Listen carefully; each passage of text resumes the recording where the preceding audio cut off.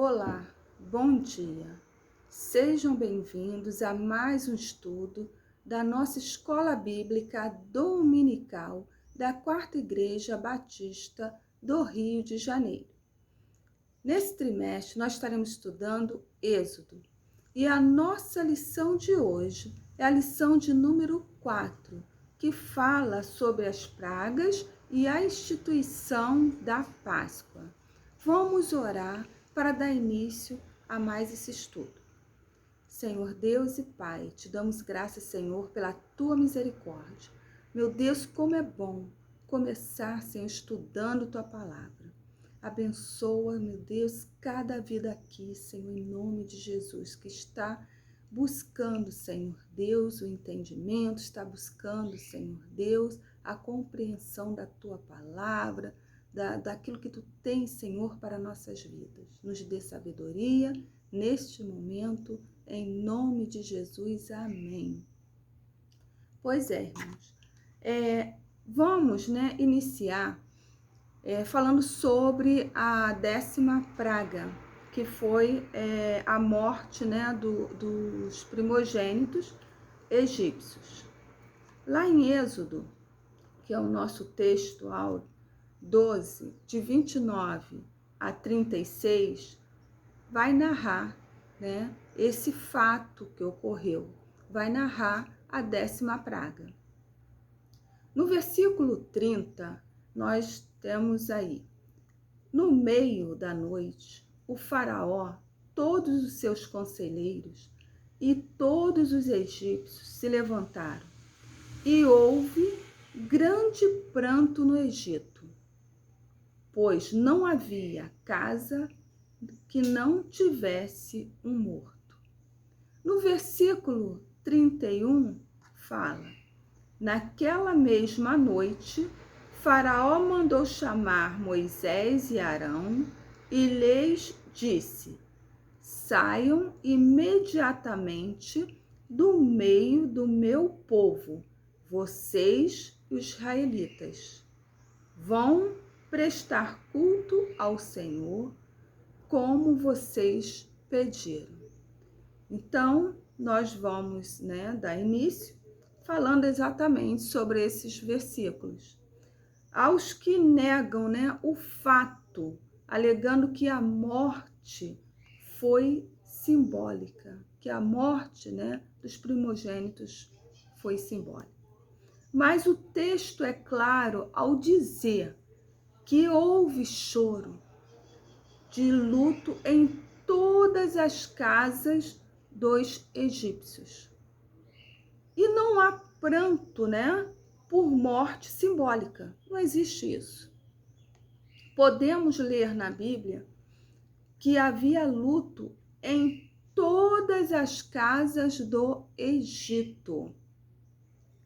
Deus disse por meio de Moisés e Arão que à meia-noite iriam morrer todos os filhos primogênitos de todas as famílias do Egito, a começar pelo primogênito do próprio Faraó e a primeira cria de todos os animais. Após as 9 pragas anteriores, era para Faraó entender que não está lidando com um homem dos hebreus, e sim com Deus dos hebreus. Através de cada praga, Deus humilha uma divindade egípcia. E na última, a morte dos primogênitos do Egito humilhou o próprio Faraó, que com toda prepotência considerava-se um Deus. Faltou a Faraó o mínimo de bom senso para ter evitado tão grave tragédia. Um homem o qual o coração era endurecido. Algumas pessoas têm se perguntado, se Deus é amor, por que ele matou os primogênitos? Não poderia ter resolvido de uma outra maneira, né? Primeiro, precisamos nos lembrar do que Faraó fez com os hebreus no Egito. E praticamente sem uma causa justificável. Faraó ordenou a todo o seu povo, dizendo: todo filho que é nascido deveis lançar ao rio, e toda filha preservais com vida. Vocês podem estar lendo lá em Êxodo 1:22. Ele mandou fazer isto sem dó, sem piedade. Podemos imaginar as cenas de desespero, né, das famílias hebreias tendo seus filhos roubados de si e sendo atirados no rio Nilo, né? E tudo isto estava acontecendo ainda debaixo da dura escravidão com que trabalhavam para Faraó. Quando o povo de Deus finalmente clama a ele por libertação, então Deus age para socorrer os hebreus e punir os egípcios. Pois Deus é amor, mas é justiça também, né? Diante da insistência de Faraó, de Moisés, em favor da libertação de Israel, Faraó ofereceu várias alternativas malignas. Então, nós temos aí 4 exemplos, né, dessas alternativas, que não vinham, evidentemente, de Deus, mas vinha da ação maligna. Nós temos a primeira alternativa, né, que Faraó dá para Moisés. Lá no Êxodo 8:25, ele fala: então o Faraó mandou chamar Moisés e Arão e disse: vão oferecer sacrifícios ao seu Deus, mas não saiam do país. Não precisa, né? É como se ele estivesse falando assim: olha, não precisa sair daqui, faça tudo aqui mesmo, não gaste muito tempo, não vai muito longe. Era como eles quisessem, né, controlar a localidade onde o povo ficaria, né, para oferecer o sacrifício a Deus. Na vida haverá muitas propostas como estas. Um remendo à vontade de Deus, um lugar onde não somos impedidos de obedecer, mas não podemos obedecer plenamente.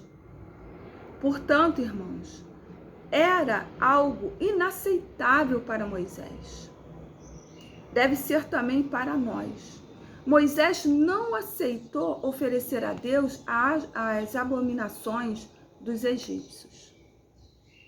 Devemos ser obedientes e cumprir o que Deus determina para nossas vidas.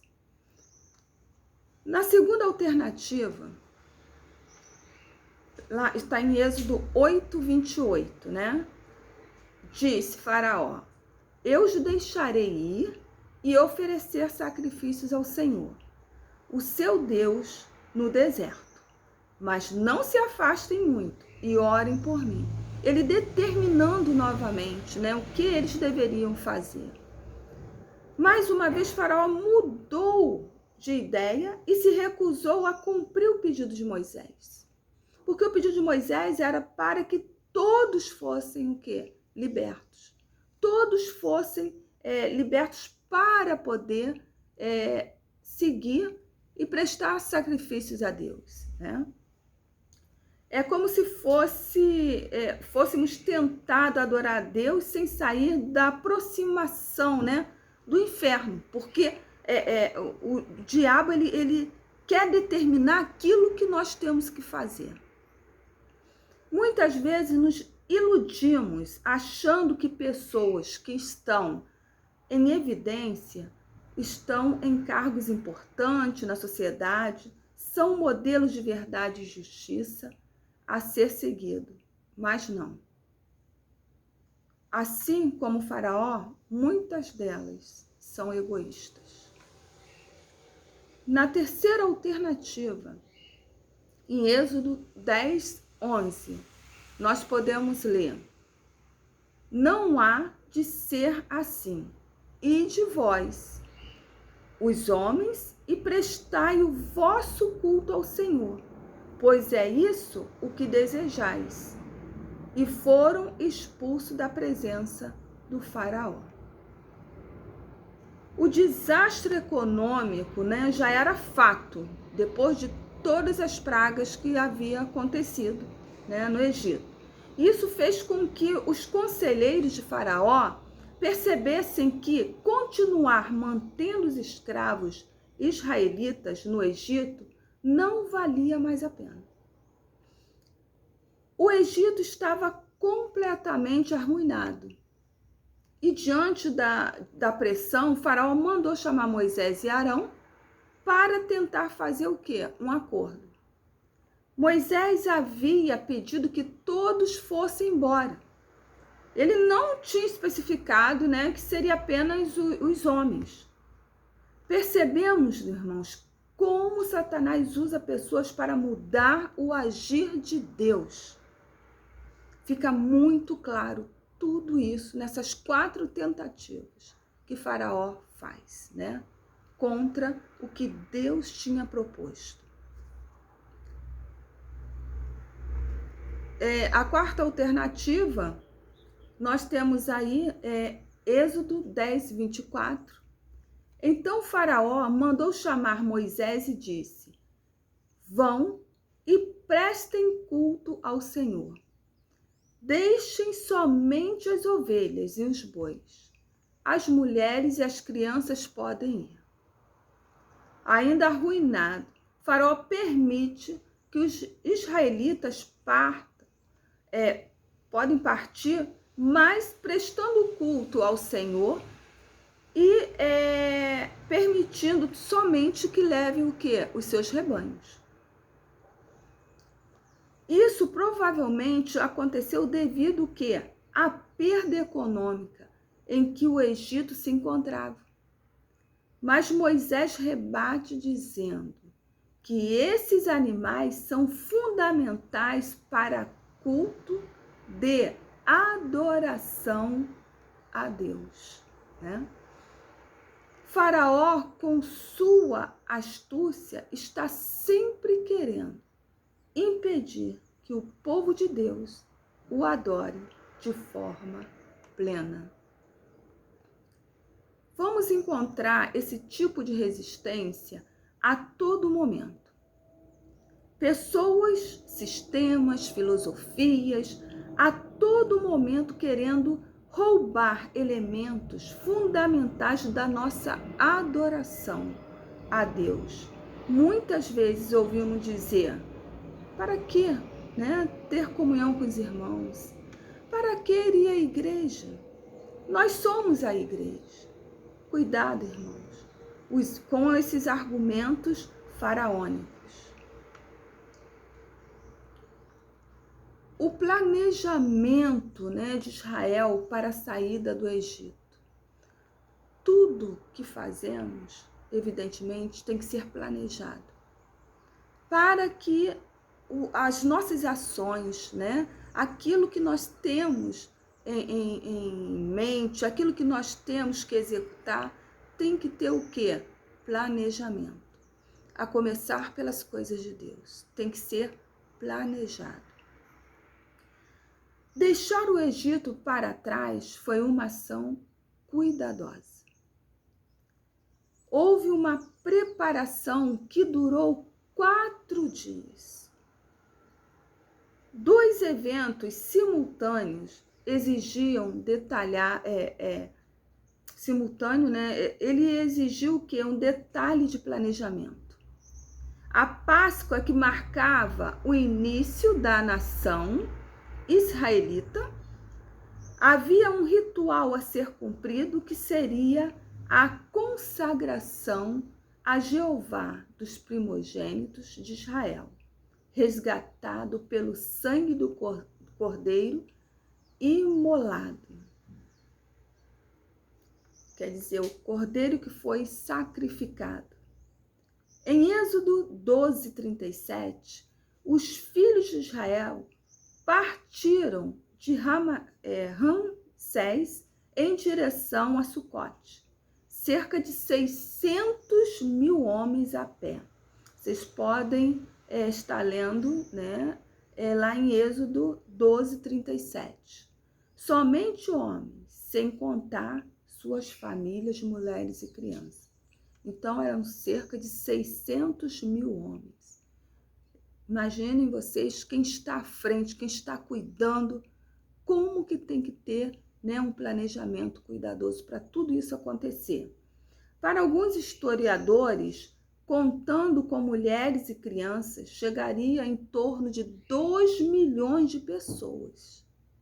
Irmãos, 2 milhões de pessoas. Naquele tempo, né, não tinha instrumentos, não havia tecnologia nem nada, mas havia o quê? A orientação de Deus, o cuidar de Deus, né? No mesmo dia da morte dos primogênitos egípcios e da celebração da Páscoa, seria a retirada desse povo. As tribos e as famílias dentro das tribos seguiam na devida ordem. Imagina a pessoa à frente de tudo isso, né? Comandando, vendo como está, tendo que fazer as estratégias necessárias para que tudo possa correr, né, conforme o planejado. Essa organização em divisões conforme tribo foi trabalhosa, vocês podem imaginar, né? Sem nenhum recurso, mas Deus estava no controle. O livro de Josué relata a conquista da terra prometida, almejada durante 40 anos, que o povo esteve no deserto. E também conta que foi com base nas 12 tribos que se organizaram a fim de dividir a terra. Por isso, o cuidar daquele momento, né, dessa divisão das tribos. Em Êxodo 12, 38, fala sobre uma mistura de pessoas que souberam da fuga e resolveram também aproveitar esse momento, né, e se juntar ao povo israelita. A oportunidade para escapar também da escravidão, né? As bênçãos da libertação dos filhos de Israel iriam transbordar, não somente para eles, mas para outros povos também. A Páscoa, né? O anjo destruidor, ao perceber a ordem de Deus, né, para matar os primogênitos do Egito, significaria que passaria por cima das casas dos filhos de Israel, que estavam assinaladas pelo sangue do cordeiro imolado.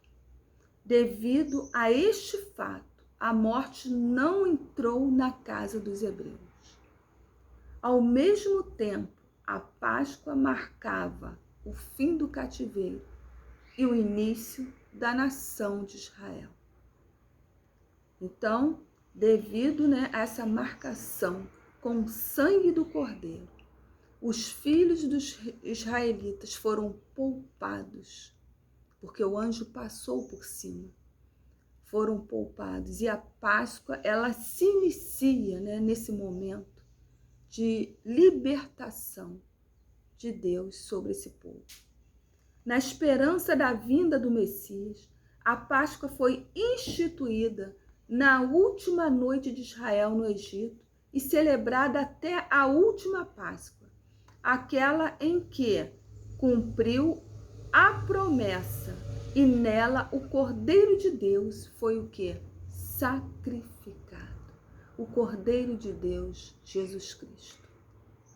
Para o mundo, a Páscoa se desvia de propósito, do propósito que realmente ela tem.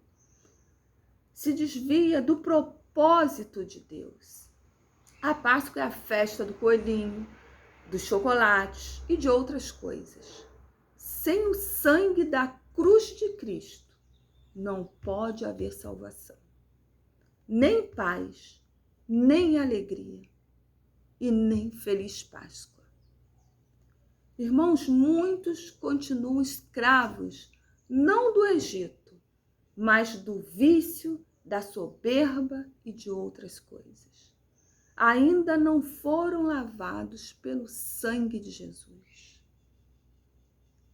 Ao dizermos que o sangue de Jesus foi derramado na cruz, estamos declarando que Jesus deu a sua vida na cruz por nós. A festa dos pães asmos. Na celebração da Páscoa, Moisés instituiu a festa dos pães asmos, que eram pães o quê? Sem fermento.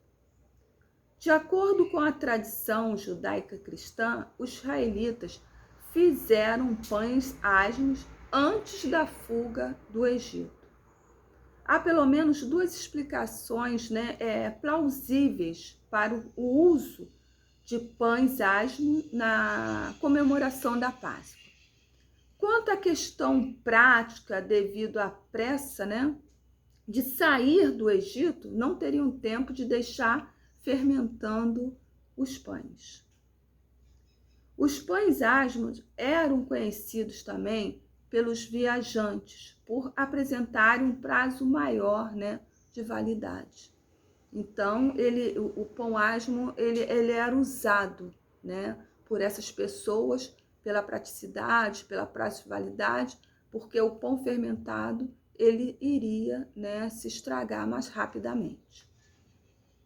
Quanto à questão teológica, baseia-se em textos bíblicos que associam o fermento ao pecado. Então, nós podemos ver lá em 1 Coríntios 5, nos versículos 7 e 8, uma parte fala sobre, Jesus fala, cuidado com o fermento dos fariseus, que é a hipocrisia. A anterioridade do sacrifício, ao celebrarem a Páscoa, na saída do Egito, os israelitas deveriam usar o sangue do cordeiro ou cabrito imolado para atingir os batentes, as molduras das portas e as vergas nas portas de suas casas, que seriam a aberturazinha que existe lá em cima da porta, aquela parte da porta superior. O sangue é a libertação interior dos hebreus, que antecede a preparação, a libertação exterior da saída do Egito. As ervas amargas que deveriam acompanhar o cordeiro ou o cabrito assado não representam apenas a amargura do sofrimento dos hebreus na escravidão do Egito, mas também do pecado e da desobediência a Deus. Não há provas documentais nem na história, nem nos monumentos do Egito e nem nas genealogias dos judeus quanto à data do Êxodo. O que está documentado e descrito na história dos judeus é que a escravidão dos israelitas no Egito foi um fato. Moisés é um personagem real da história e o Êxodo é um fato histórico real. Portanto, irmãos, nesse momento, nós podemos ver o que se aplica, né, tudo isso na nossa vida. Terminamos o nosso estudo. O que podemos aplicar? O motivo de Israel deixar o Egito foi para servir a Deus. Deus nunca perde de vista o objetivo final da missão de Israel, que é a redenção da humanidade. Israel está sofrendo, chorando e gemendo no Egito, mas os olhos de Deus estão no Calvário. Quando Deus nos libertou da escravidão, foi para adorá-lo e servi-lo de toda a nossa alma e coração. Foi para que pudéssemos trabalhar na sua obra e assim resgatar vidas que estão escravizadas nos dias de hoje, clamando por libertação, como os hebreus. A celebração da Páscoa deve trazer o sentimento de redenção e providência de Deus sobre nossa vida. Chegamos ao final e agradeço a todos que participaram desse momento do nosso aprendizado sobre a libertação desse povo tão sofrido, mas que foi abençoado no agir de Deus através da sua libertação de Faraó. Que Deus abençoe ricamente a cada um de vocês. E até a nossa próxima lição. Amém.